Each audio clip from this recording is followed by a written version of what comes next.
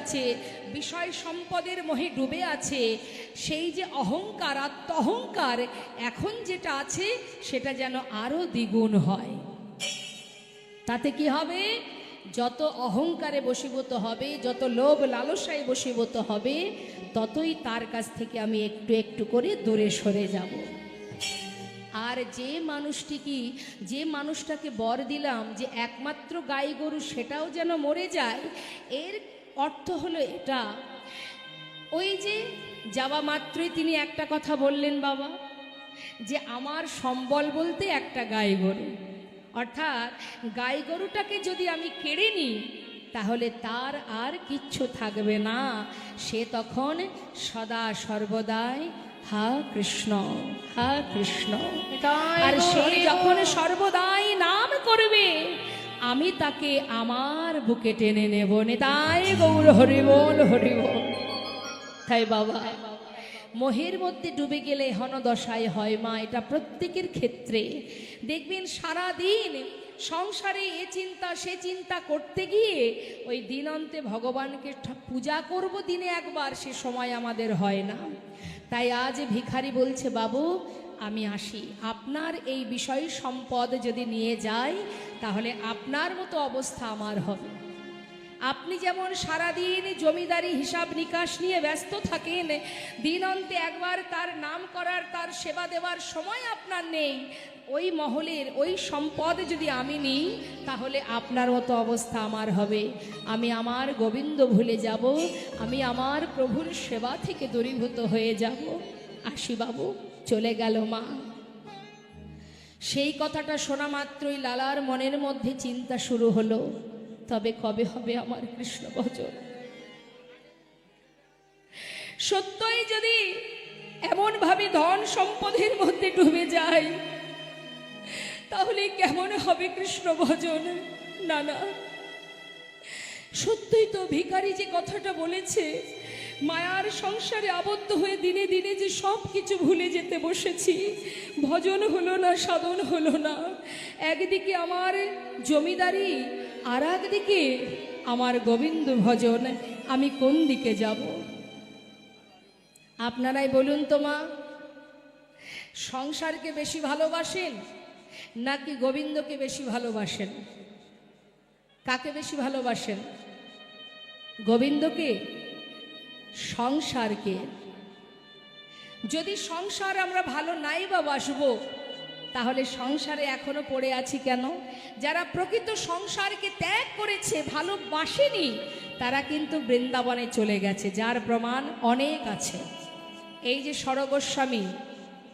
সরগোস্বামী কিন্তু জমিদার ছিলেন, মন্ত্রী ছিলেন, তারা সব ফেলে চলে গেছে বৃন্দাবনে।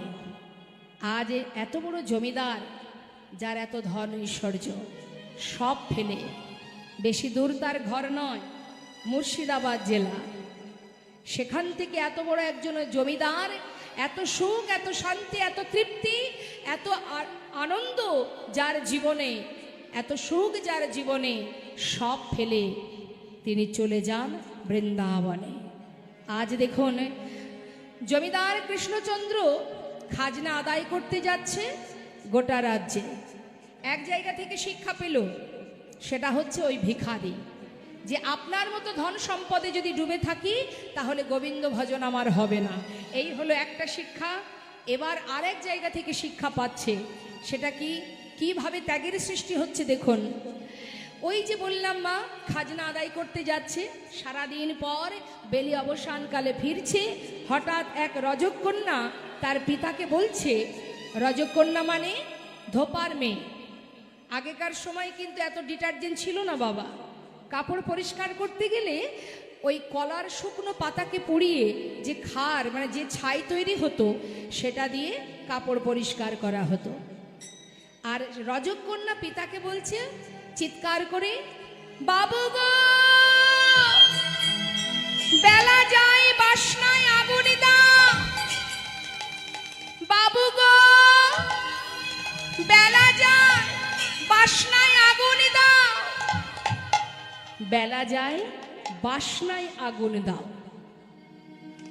এই কথাটা শুনছে জমিদার কৃষ্ণচন্দ্র। পালকি চেপে ফিরছে, বেলি অবসান কাল।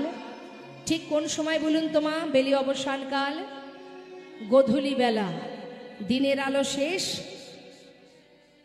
সন্ধ্যা আগত, সেই সময়, যে সময় পালকি চেপে ফিরছে গোধূলি সময়, বেলি অবসান কাল। জমিদার কৃষ্ণচন্দ্র পালকির ভিতর থেকে পর্দা সরিয়ে শুনছে, কে যেন তাকে বলছে, বেলা যা,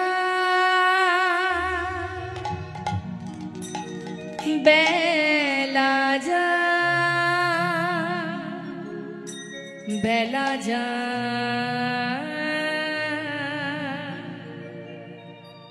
এই কথাগুলো কিন্তু শুধু লীলার মধ্যে রাখলে হবে না, আপনাদেরকেও বুঝতে হবে আমাদের জীবন বেলা কিন্তু সকলেরই বয়ে যাচ্ছে। তা জীবন বেলা বয়ে যাচ্ছে মানে আজ লীলার সাথে সাথে জীবকে বুঝতে হবে কি বলছে, বেলা যা, বেলা যা, বেলা যা, বেলা যা, বেলা যা, বেলা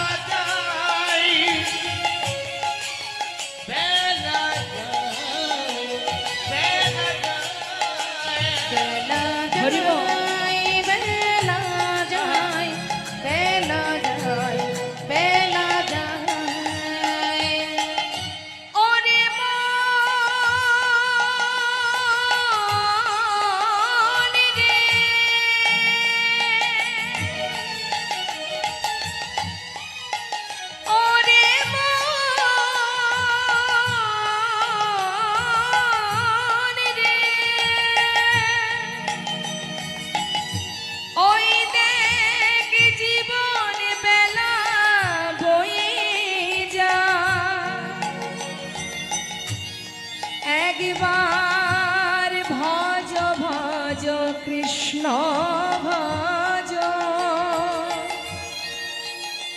আরে মোহ ঘুমে ঘুমায়ে থেকো না।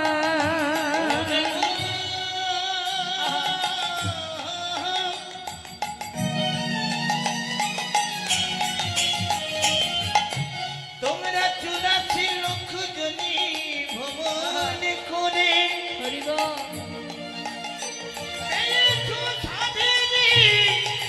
মানব জন,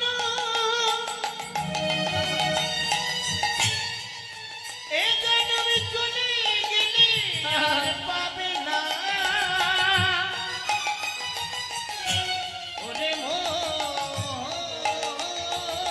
হরিবল হরিবল।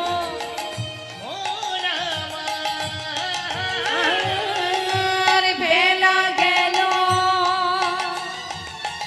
সন্ধ্যা হলো, ওরে বেলা গেল, আমাদের সন্ধ্যা হলো। এবার ফিরে এসো তা, বেলা যায়, বেলা যায়, বেলা যায়। নিতাই গৌর হরিবল হরিবল। বেলা যায়, বেলা যায়, ওরে মা।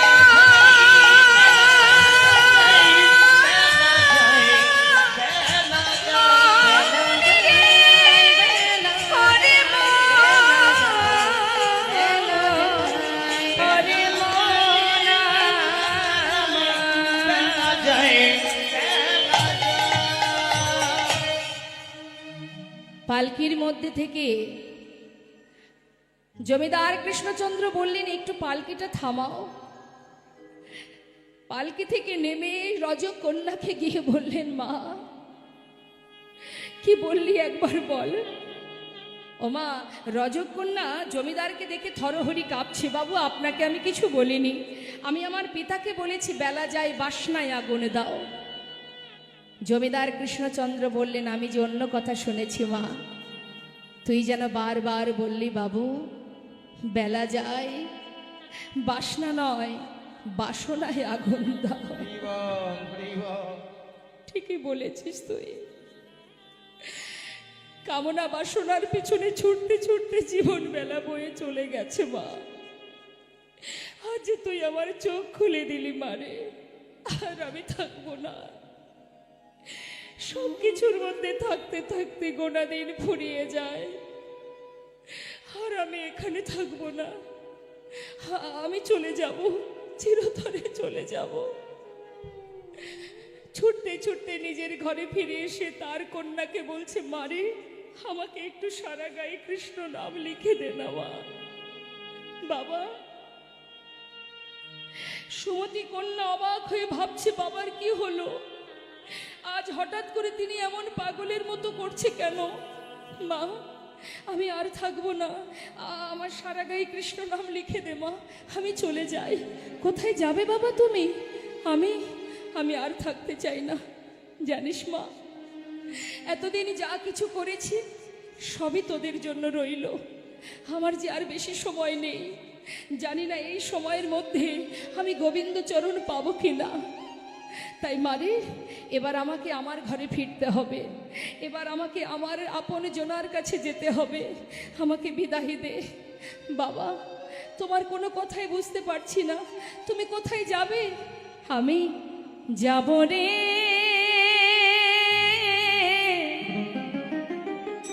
যাব আমি কৃষ্ণ ভজনে। একটা ছিন্ন বসন পরে চলে গেলেন মা। যাব আমি মধুর বৃন্দাবনে। ওই না আহা, যাব আমি হরি বল। যাব আমি মধুর বৃন্দাবনে।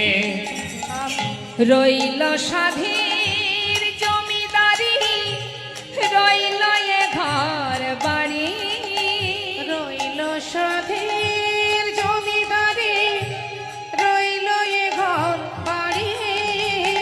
বৃন্দাবনে চলে যাব সব কিছু ছাড়ি। বৃন্দাবনে হরি বল। চলে যাব সব কিছু ছাড়ি। সাজায়ে দে কৃষ্ণ দাস মনে আমার এই অভিলাষ। সাজায়ে দে কৃষ্ণ দাস মনে আমার এই অভিলাষ। আমি হব বৃন্দাবনে, আমি হব বৃন্দাবনে বা। আমি হব বৃন্দাবনে বা। বৃন্দাবনে ওরে এই আশা মনে যাব রে, যাব নিতাই গৌর হরি বল, হরি বল। কৃষ্ণ ভজনে। ওরে যাব আমি মধুর বৃন্দাবনে। যাব আমি, যাব আমি মধুর বৃন্দাবনে। সারা গায়ে কৃষ্ণ নাম লিখে কৃষ্ণ দাস হয়ে চিরতরে বিষয় সম্পদ পরিত্যাগ করে চললেন বৃন্দাবনে। হরি বল, হরি বল। এবার একবার ভাবতে হবে মা, এই যে ভক্ত ভগবানের লীলাগুলো আমরা শ্রবণ করি, এখান থেকে বুঝতে হবে আমাদের ভক্তি কাকে বলে। ভক্তি কাকে বলে এখান থেকে বুঝতে হবে। আজ সর্বস্ব ত্যাগ করেছে বলেই কিন্তু চললেন গোবিন্দ সেবায়। সব ত্যাগ করেছে, ত্যাগ করেছে, ত্যাগ করার পরেই কিন্তু তার জীবনে ওই ভগবানই সব হয়েছেন। গোবিন্দ শ্বাসে প্রশ্বাসে হা কৃষ্ণ কৃষ্ণ কৃষ্ণ নাম।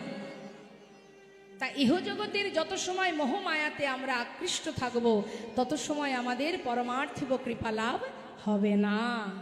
আজ সব ছেড়ে বদনে কৃষ্ণ নাম গাইতে গাইতে এবার যাত্রা করলেন। যাচ্ছে কৃষ্ণ নাম বদনে গাইতে গাইতে। তো সবাই মিলে আমরা গাইব। কৃষ্ণ নাম গাইতে গাইতে যখন যাচ্ছে ভক্ত কৃষ্ণচন্দ্র। তো একবার আমরাও সবাই মিলে, ভক্ত যাচ্ছি, আমরাও সবাই লীলার সাথে সাথে যাচ্ছি, সবাই মিলে একবার আমরা হরিনাম মহামন্ত্র জপ করব। হ্যাঁ, দেখি সবাই হাত তুলুন, প্রত্যেকে হাত তুলুন। মাঝে মাঝে কিন্তু শূন্যস্থান আছে, শূন্যস্থান পূরণ করুন। তুলেছেন, হাত তুলেছেন, বাহ। হাতে তালি দিয়ে সবাই মিলে, ভক্ত যাচ্ছে বৃন্দাবনে, আমরাও সবাই মিলে একবার বদনে হরিনাম মহামন্ত্র গাইতে গাইতে লীলার সাথে সাথে যাব। তুলুন হাত সবাই, হাত কেউ নামাবেন না, হাতে তালি দিয়ে হরিবল হরিবল নিতাই গৌর হরিবল। আমি নাম করব, আমার হরিনাম শেষ হলে আপনারা হরিনাম গাইবেন।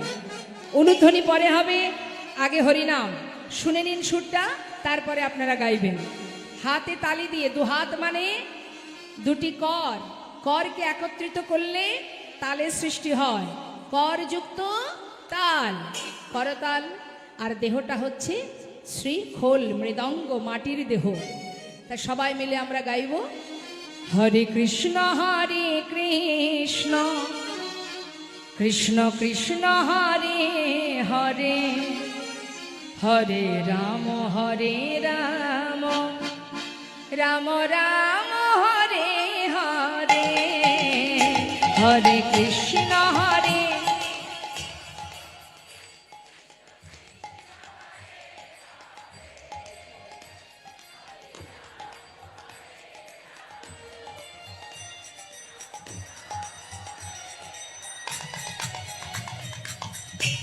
সত্যি খুব সুন্দর হয়েছে, কিন্তু আমার মনে হচ্ছে আরো একটু জোর হবে। হরিনাম সংকীর্তন, অর্থাৎ সকলে একসঙ্গে উচ্চস্বরে যে নাম করা হয় সেটাকে বলা হয় সংকীর্তন।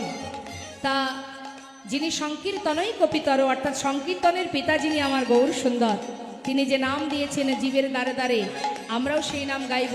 তাই গাইবার সময় অলসতা করলে হবে না, আর সুরের মধ্যে কৃপণতা রাখলে হবে না। তুলুন সবাই হাত, উচ্চস্বরে গলা ছেড়ে, কেমন? হ্যাঁ, হরে কৃষ্ণ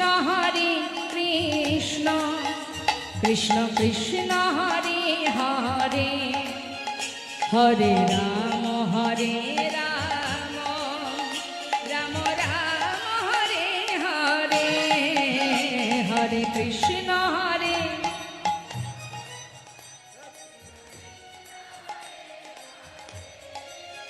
হরি বল হরি বল। হ্যাঁ, হরে কৃষ্ণ কৃষ্ণ কৃষ্ণ হরে হরে, হরে রাম রাম রাম হরে হরে, হরে কৃষ্ণ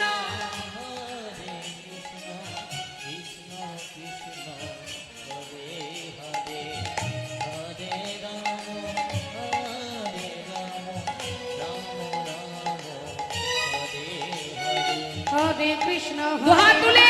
কৃষ্ণ কৃষ্ণ হরে হরে, হরে রাম রাম রাম হরে হরে, হরে কৃষ্ণ কৃষ্ণ কৃষ্ণ হরে হরে, হরে রাম রাম রাম হরে হরে। হরে কৃষ্ণ কৃষ্ণ কৃষ্ণ হরে হরে, হরে রাম রাম হরে হরে, হরে কৃষ্ণ কৃষ্ণ কৃষ্ণ কৃষ্ণ হরে হরে, হরে রাম রাম রাম হরে হরে, হরে কৃষ্ণ হরে নিতাই গৌর হরি বল হরি বল। হরে রাম রাম হরে হরে, হরে কৃষ্ণ কৃষ্ণ কৃষ্ণ হরে হরে, হরে রাম রাম রাম হরে হরে, হরে কৃষ্ণ কৃষ্ণ কৃষ্ণ হরে হরে, হরে রাম রাম রাম হরে হরে। হরে নাম এব কেবলম কলো নাস্তেব নাস্তেব নাস্তেব গতিরন্যথা। নাম ছাড়া কলিজীবের নাহি আর ধর্ম, সর্বধর্ম সার নামে শাস্ত্র মর্ম। হরিনাম করতে হবে মা, তবে অন্তর দিয়ে হৃদয় দিয়ে হরিনাম জপ করো। বৈষ্ণব মহাজন বললেন, নাম যদি গাইতে হয় আগে দীনতা প্রকাশ করো ভগবানের চরণে। এই কথাটা মহাপ্রভু বলেছিলেন কাকে? ষড় গোস্বামীর মধ্যে একজন গোস্বামী, যার নাম, আস্তে আস্তে একটু মন দিয়ে শুনবেন, ওমা আমার দিকে। ষড় গোস্বামীর মধ্যে একজন গোস্বামী, যার নাম রঘুনাথ দাস গোস্বামী। এই রঘুনাথ দাস গোস্বামী, যার পিতা ছিলেন মস্ত বড় জমিদার। দেখুন, আজ লীলা শুনতে শুনতে আমরা একটা জিনিস বুঝতে পারছি মা, যাদের কথাই শুনছি কেউ কিন্তু দিনহীন কাঙাল নয়। তাহলে জমিদারি সুখ স্বাচ্ছন্দ্য ফেলে চলে গিয়েছিলেন এই রঘুনাথ দাস গোস্বামী, যে হরিদাস ঠাকুরের কাছ থেকে দীক্ষা গ্রহণ করেছিলেন। এই রঘুনাথ দাস গোস্বামী মা যখন জন্ম হয়,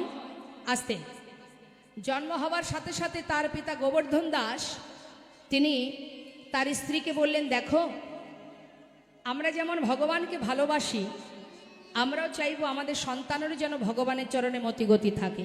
সব মা বাবাই তাই চায়। তাই সন্তানের যদি ভগবানের চরণে মতিগতি করাতে হয়, তাকে ঘরে রাখলে কিন্তু কোনোদিন ভগবত ভক্তি হবে না। ভগবানের চরণে যদি তাকে না নিয়ে যাওয়া হয়, সাধুসঙ্গ না করানো হয়, ভক্তের চরণধুলি যদি অঙ্গে মাখানো না হয়, ঘরে বসিয়ে রাখলে কোনোদিন ভক্তি জন্মাবে না। তার প্রতিদিন যেখানে সাধুসঙ্গ হবে সেখানে নিয়ে যাবে। বেশ, প্রতিদিন তার স্ত্রী, আপনারা যেমন বসে আছেন মা সবাই, ঠিক এই রকম একটা সাধুর বাজারে প্রতিদিন ওই ছোট্ট সন্তানকে নিয়ে তিনি, গোবর্ধন দাসের স্ত্রী, নিয়ে যান সন্তানকে। ছোট্ট শিশু যখন মায়ের কোলে বসে থাকে, এখানে অনেক বাচ্চারাই আছে যারা কিন্তু এই হরিনাম সম্বন্ধে অতটা জ্ঞান এখনো তাদের হয়নি, বোঝে না। তারা না বুঝলেও তারা কিন্তু এই হরিবাসরে বসে একটা জিনিস যেটা তারা দেখতে পাচ্ছে, যে ভক্তরা কি করছে, জীব কি করছে। এখন এই ছোট্ট ছেলেটি মায়ের কোলে বসে আছে, জ্ঞান হয়নি, বুদ্ধি হয়নি, কিন্তু সে দেখছে কি, যে একজন আরেকজনকে জড়িয়ে ধরে কাঁদছে, কেউ বা ধুলায় লুটিয়ে গড়াগড়ি দিচ্ছে, কেউ বা দুহাত তুলে হা কৃষ্ণ কৃষ্ণ বলছে। সে ভগবানকে চেনে না, বোঝে না, কিন্তু চোখে তো দেখছে। আর এই দেখতে দেখতে সন্তান বড় হচ্ছে মা। যখন একটু বুদ্ধি হয়েছে, জ্ঞান হয়েছে, মনে মনে চিন্তা করছে, এরা কেন এমন করে একে অপরকে জড়িয়ে ধরে কৃষ্ণ কৃষ্ণ বলে কাঁদে? কেনই বা ঘর ছেড়ে পথের পাগল হয়ে যায়? কেনই বা ধুলায় লুটিয়ে গড়াগড়ি দেয়? কার কথা শুনে এমন করে? সে কে? যাকে চোখে দেখা যায় না, যার কথা শুনে জগতের যে পাগল হয়ে যায়, কে সেই মানুষটি? তাকে তো একবারও দেখতে পাচ্ছি না। শিশুর মনে প্রশ্ন জেগে গেছে মা, শিশুকাল থেকে যার কথা শুনি তাকে কেন দেখতে পাচ্ছি না? দেখতে দেখতে সন্তান বড় হয়ে গেল, আর বড় হতে হতে ছেলে আমার পথে পথে হা কৃষ্ণ কৃষ্ণ কৃষ্ণ বলে পাগলের ন্যায় ঘুরে বেড়াতে শুরু করলো। গোবর্ধন দাস চিন্তায় পড়ে গেল যে আমার একমাত্র সন্তান, সে যদি এইভাবে ভগবানের নাম করে বা পথে পথে কৃষ্ণ কৃষ্ণ বলে ঘুরে বেড়ায়, তাহলে ছেলে তো পথের পাগল হয়ে গেছে। আমার এই জমিদারি আমি কি করে রক্ষা করব? কার হাতে সঁপে দিয়ে যাব? যেই না মা মনের মধ্যে চিন্তা ঢুকে গেছে মাথায়, সে ভাবছে ছেলেকে কি করে ঘরে বেঁধে রাখা যায়। গ্রামে অনেক সম্মানীয় ব্যক্তি আছে, তাদেরকে বাড়িতে ডেকে তাদের কাছে বিধান চাইছে যে তোমরা একটু উপায় বলো, কোন উপায়ে আমি আমার ছেলেকে ঘরে বেঁধে রাখবো। সবাই মিলে সব কথা শুনলেন, শোনার পরে বললেন, দেখো, তোমার ছেলের যে অবস্থা, তোমার ছেলেকে ঘরে বেঁধে রাখার আর কোনো রাস্তা নেই। তবে শেষ চেষ্টা, তুমি একটু ভালো দিন দেখে এক সুকন্যার সন্ধান করে তুমি বিবাহ দিয়ে দাও। অনেক সময় কি হয়, বিবাহ বন্ধনে আবদ্ধ হলে হয়তো তোমার ছেলে ঘরে থাকতে পারে, ঘর ছেড়ে আর নাও যেতে পারে। গোবর্ধন দাস দেরি না করে সুকন্যার সন্ধান করে একটা ভালো দিন দেখে তাড়াতাড়ি করে ছেলের বিবাহ দিয়ে দিলেন। হরি বল। সন্তানের বিবাহ দেওয়ার পর বিবাহের পরের দিন ছেলেকে বৌমাকে ঘরে নিয়ে এলেন। ওমা, বিবাহের পরের দিনটাকে কি বলে? কাল রাত্রি। সেই কাল রাত্রিতে শ্বশুর মশাই ডাকলেন নতুন বৌমাকে, মা, বাবা, তোমাকে আমার পুত্রবধূ করে এনেছি। মা, শুধু তোমার কাছে আমার একটা কথা বলার। আমার ছেলে শিশুকাল থেকে এমন একটা মানুষের কথা শুনে এসেছে, শুনতে শুনতে আজ আমার ছেলে পথের পাগল হয়ে গেছে। মা, তোমার কাছে আমার এটুকুই চাওয়া, তুমি তোমার ভালোবাসা দিয়ে আমার ছেলেটাকে ঘরে বেঁধে রেখো। মা, বাবা, আমি চেষ্টা করব। চলে গেল কাল রাত। মা, পরের দিন এলো ফুলশয্যা রাত। ফুলশয্যা রাত্রে রঘুনাথ দাস চোখের জলে বুক ভাসিয়ে কাঁদছে। হে দয়াময়, হে তুমি কি করলে প্রভু, হে তুমি কি করলে?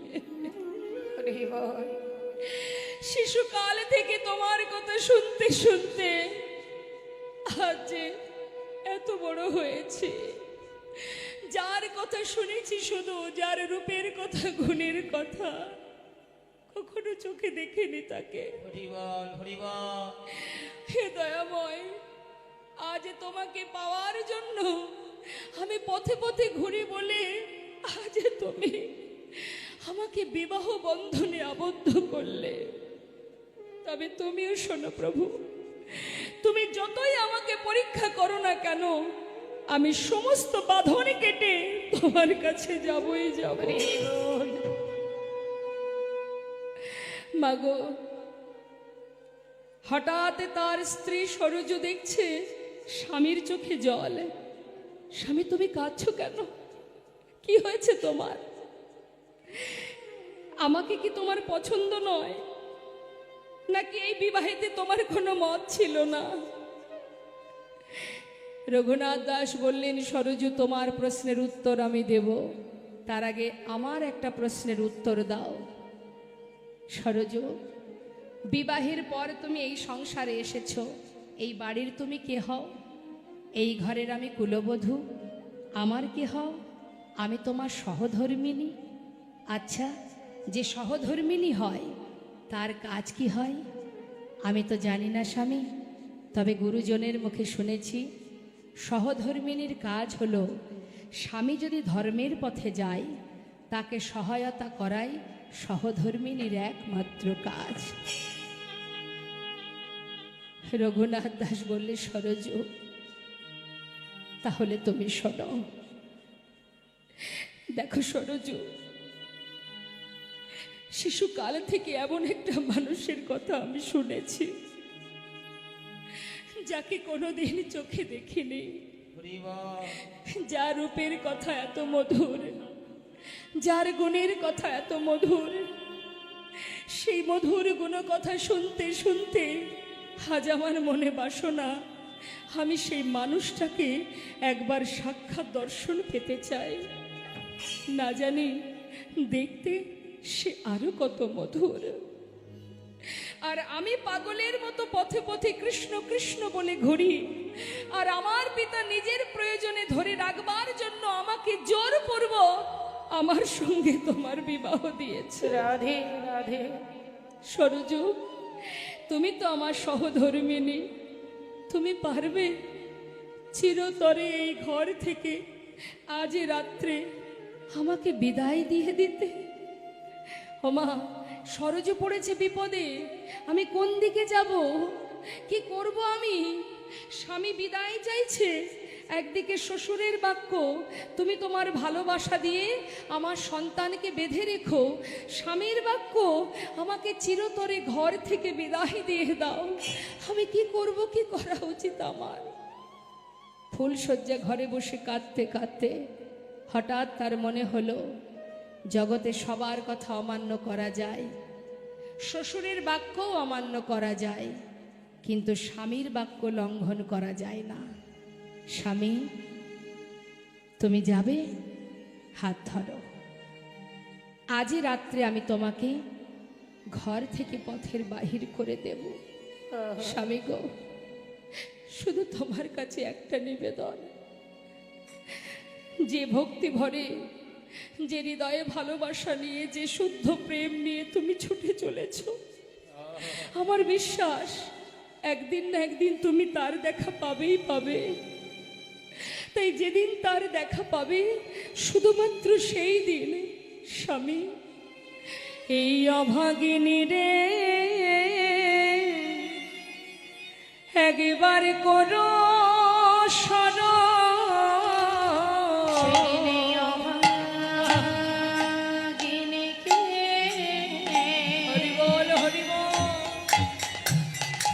একবার করো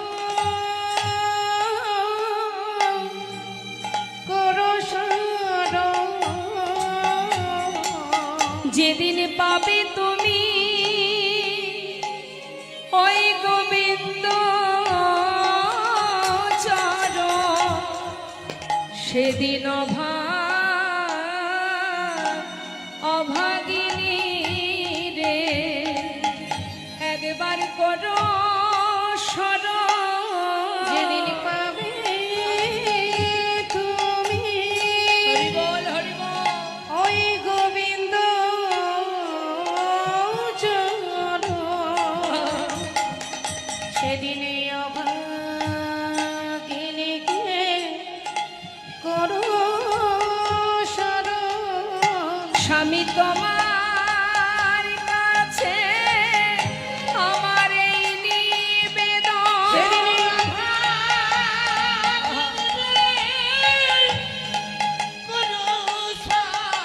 যেদিন পাবে তুমি ওই গোবিন্দ চরণ, যেদিন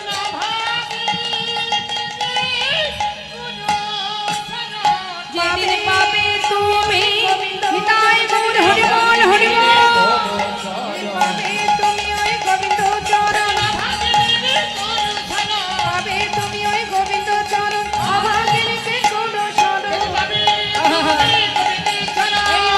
হরি বল, হরি বল, গৌর হরি বল। অভাগিনীকে করো স্মরণ।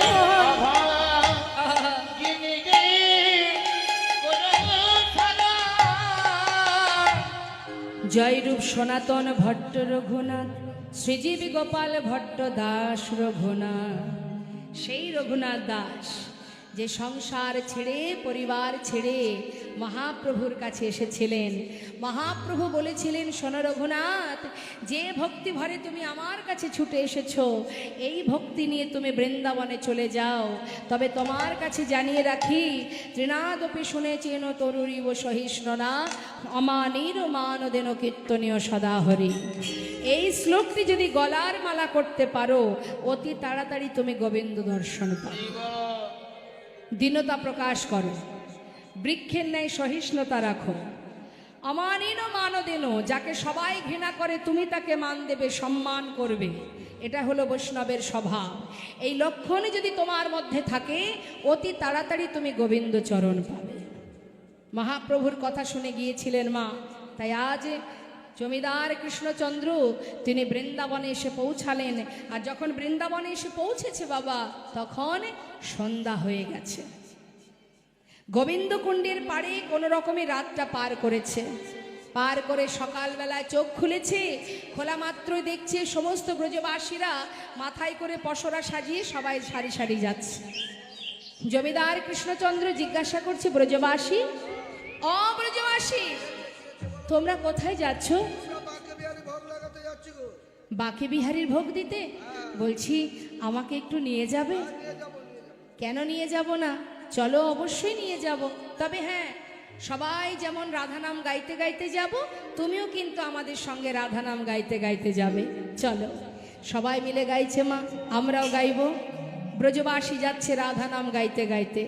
রাধে রাধে রাধে রাধে রাধে রাধে রাধে রাধে বল, রাধে রাধে রাধে রাধে রাধে রাধে বলো বল রাধে রাধে ও বলো রাধে রাধে বলো রাধে রাধে রাধে রাধে রাধে রাধে বল রাধে রাধে রাধে রাধে রাধে রাধে বল রাধে রাধে রাধে রাধে রাধে রাধে বল রাধে রাধে রাধে রাধে রাধে রাধে বল রাধে রাধে রাধে রাধে রাধে রাধে বল রাধে রাধে রাধে রাধে রাধে রাধে বল কৃষ্ণ কৃষ্ণ এ কথাটা কে বলছে পিছনে কে যাচ্ছে জমিদার কৃষ্ণচন্দ্র সামনে যাচ্ছে রাধা রাধা বলতে বলতে আর পশ্চাতে যাচ্ছে কি কৃষ্ণ কৃষ্ণ কৃষ্ণ কৃষ্ণ কৃষ্ণ কৃষ্ণ বল কৃষ্ণ কৃষ্ণ কৃষ্ণ কৃষ্ণ কৃষ্ণ কৃষ্ণ বল কৃষ্ণ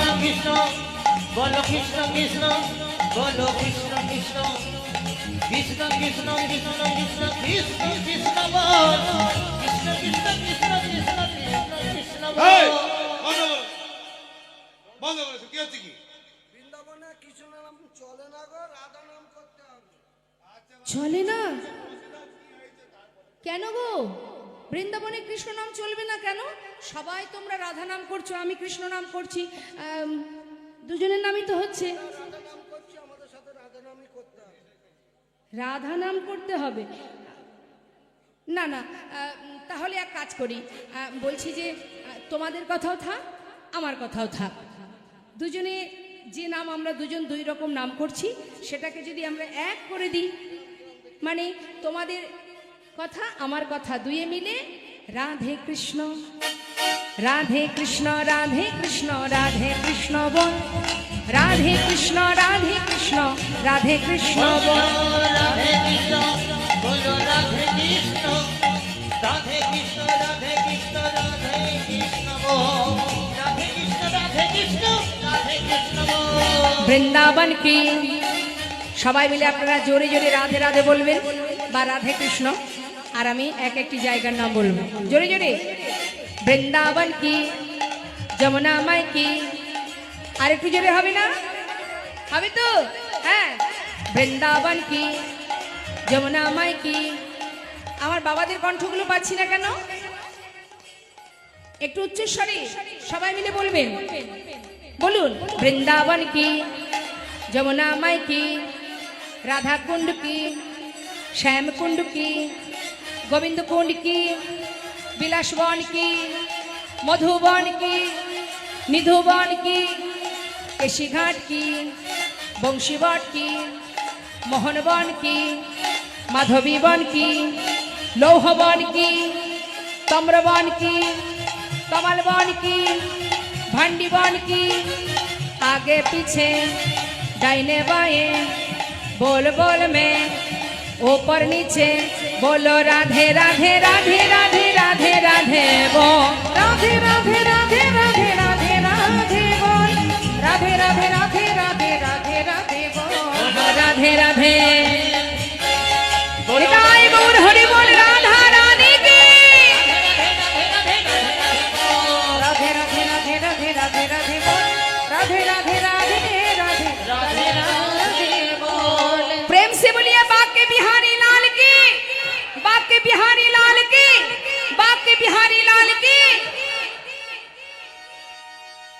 बाके बिहारी मंदिरे एসে সবাই উপস্থিত হলেন বাকে বিহারীর পূজা হলো ভালো ভালো প্রসাদ দিলেন যেহেতু জমিদার লালা তিনি বৃন্দাবনে নতুন এসেছে তা নতুন মানুষ নতুন অতিথি বৃন্দাবনে তাই সমস্ত ব্রজমাইরা অনেক অনেক প্রসাদ দিয়েছে জমিদার লালাকে প্রসাদ পেয়ে ওমা বহুদিন পর এত ভালো প্রসাদ পেয়েছেন প্রসাদ পেয়ে ভগবানের প্রসাদ পেলেন কিন্তু দেখুন কিভাবে কৃপা একদিকে এক ভিখারির কাছ থেকে শিক্ষা পেল এক ধোপার মেয়ের কাছ থেকে শিক্ষা পেল আজ বাকে বিহারীর মন্দিরে বাকে বিহারীর প্রসাদ পেল একটু একটু করে কিন্তু ধীরে ধীরে কৃষ্ণ ভক্তি তৈরি হচ্ছে তার মধ্যে এইবার সেবা হবার পর কি হলো মা বেশ ভালো মতো সেবা হলে যখন আমাদের জঠর পরিপূর্ণ হয়ে যায় সেবার পরে কি হয় একটু অলসতা আসে মনে হয় যদি একটু ঘুমাতে পারতাম। তা জমিদার কৃষ্ণচন্দ্র তিনি ধীরে ধীরে ওই গোবিন্দকুণ্ডের পাড়ে সেখানে বালির ওপরে শয়নে গেছে, মানে একটু বিশ্রাম নিচ্ছে। কিন্তু ঠিকঠাক ঘুম হচ্ছে না বলে মা আবার কিছুটা বালি এক জায়গায় করে একটা বালিশ তৈরি করে নিয়ে মাথা রেখে ঘুমাচ্ছে। কেন বলুন তো? যেহেতু তিনি এতদিনে জমিদারের বিছানায় ঘুমিয়েছে, সেই সুখ অত সহজে কি মন থেকে মুছে যায়? তাই বালি দিয়ে বালিশ করে মাথা রেখে ঘুমাচ্ছে। হরিবল হরিবল। কিন্তু তথাপিও আমাদের মাথায় রাখতে হবে মা, যে সর্বস্ব পরিত্যাগ করে একটা বস্ত্রে সব ছেড়ে বৃন্দাবনে বালির উপরে শয়নে গেছে। তাহলে এত কষ্টের পরেও গোবিন্দের দর্শন এখনো সে পায়নি গো মা। হ্যাঁ, প্রখর রৌদ্রে তার সারা শরীর তাপে জ্বলে যায়, কখনো ঝড় বৃষ্টি মাথার উপর দিয়ে বয়ে যায়, বদনে শুধু কৃষ্ণ দেখা দাও দেখা দাও দেখা দাও। কৃষ্ণ নাম ওই বালুরাশিতে ঘুমিয়ে আছে, অহর্নিশি কৃষ্ণ নাম করছে। একবার কৃপা করো প্রভু, একবার দেখা দাও, একবার দেখা দাও। বলো এমন কৃষ্ণ প্রেম আমার, ওগো দয়া কবে বা হবে? বলো এমন কৃষ্ণ প্রেম আমার, ওগো দয়াময় হবে বা হবে? বলো এমন কৃষ্ণ প্রেম আমার,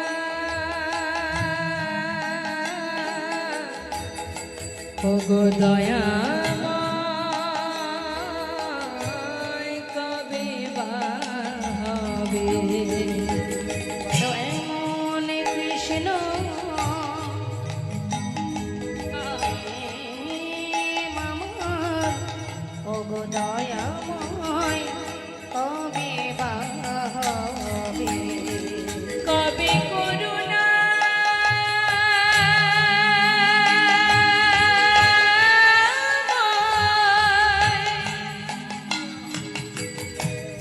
হে আমার করুণা,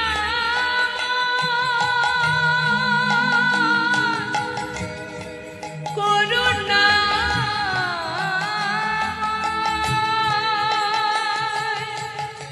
করুণা করে কবে করুণা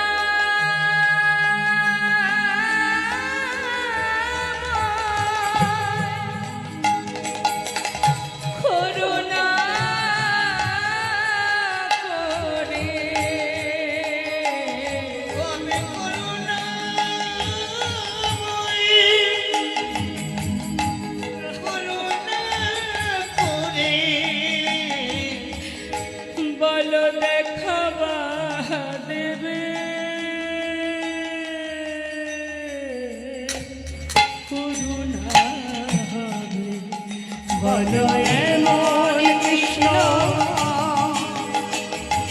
প্রেম আমার, ওগো দয়াময় কবে বা হবে? বলো এমন কৃষ্ণ, এমন কৃষ্ণ, এমন কৃষ্ণ, বলো এমন কৃষ্ণ, এমন কৃষ্ণ প্রেম আমার কবে বা হবে? এমন কৃষ্ণ প্রেম আমার কবে বা হবে? এমন কৃষ্ণ প্রেম আমার, এমন কৃষ্ণ প্রেম আমার কবে বা হবে? কবে বা হবে? বলো এমন কৃষ্ণ। নিতাই গৌর হরি বল হরি বল। ওগো দয়াময়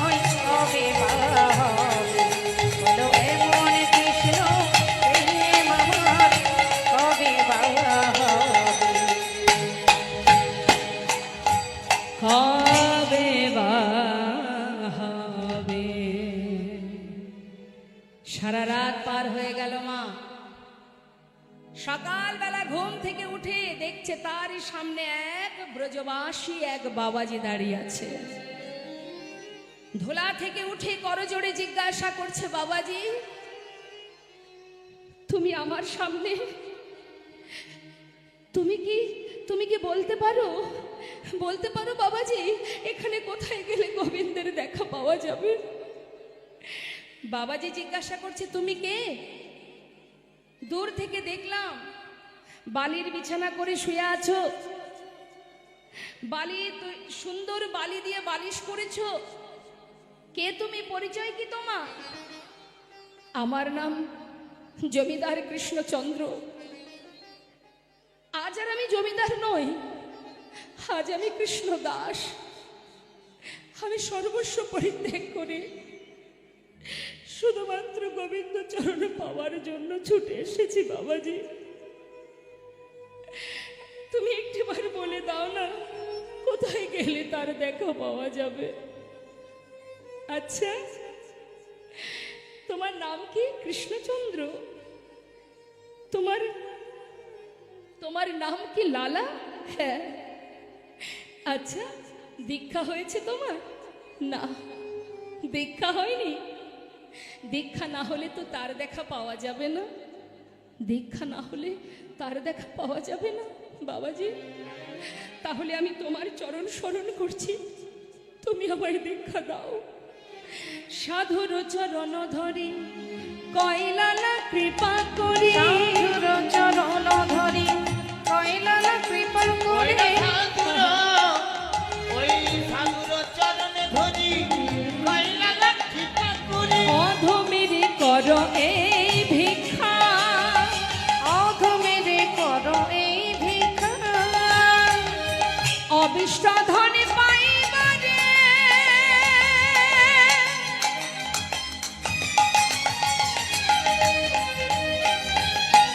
অবিষ্ট ধনে পাইবারে ঘর ছেড়ে এসেছি ঘরে। অবিষ্ট ধনে পাইবারে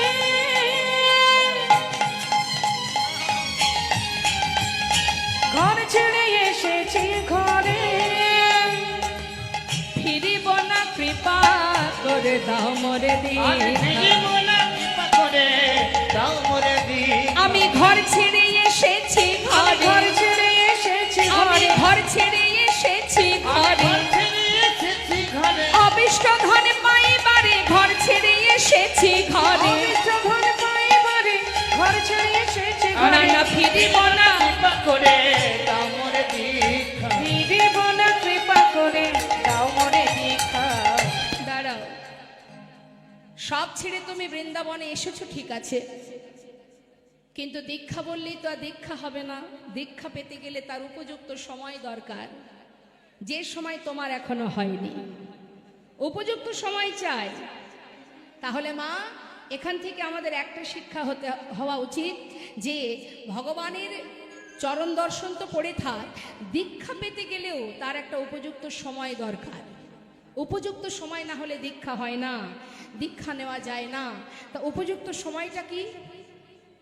কি সেই উপযুক্ত সময়? কি হলে তবে দীক্ষা পাওয়া যাবে সেটাই আমরা জানতে পারবো লীলার সাথে সাথে। বলছে শোনো, সময় হলে আমি নিজে তোমাকে মন্ত্র দেব, তবে তার আগে গোবিন্দের সংসারে যখন এসেছো এখানে তুমি কর্ম করো। কি কর্ম করতে হবে? যা বলবো তাই করবে? হ্যাঁ তাই করব। তবে শোনো, তুমি ছিলে বড় জমিদার, জীবনে অনেক দান করেছো, আর দান যখন কেউ করে তার ভিতরে একটা অহংকার জন্মায়। কি গো মা, জন্মায় তো? কাউকে কিছু দান করলে দেখবেন তার ভিতরে অহংকার এসে যায়, আমি এটা দিয়েছি, আমি ওটা দিয়েছি, আমি সেটা দিয়েছি।